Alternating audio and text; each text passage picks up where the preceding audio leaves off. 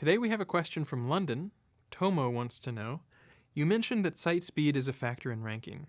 On some pages, our site uses complex queries to return the user's request, giving a slow page time.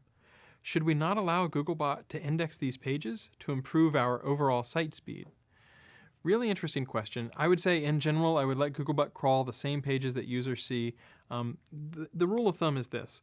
Only something like 1 out of 100 searches are affected by our page speed mechanism that says things that are too slow rank lower. And if it's 1 out of 100 searches, that's 1 out of roughly 1,000 websites. So if you really think that you might be in the 1 out of 1,000 that you're the slowest, then maybe that's something to consider. But in general, most of the time, as long as your browser isn't timing out, as long as it's not starting to be flaky, you should be in relatively good shape. You might, however, think about the user experience. If users have to wait 8, 9, 10, 20 seconds in order to get a page back, a lot of people don't stick around that long. So there's a lot of people that will do things like cache results and then compute them on the fly later, and you can fold in the new results. But if it's at all possible to pre-compute the results or cache them or do some sort of way to speed things up, that's great for users.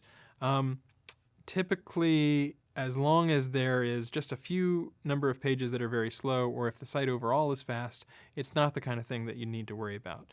So you might want to pay attention to making it faster just for the user experience, but it sounds like I wouldn't necessarily block those slower pages out from Googlebot, unless you're worried that you're in one of those 1 out of 1,000 where you're really the outlier in terms of not being the fastest possible site.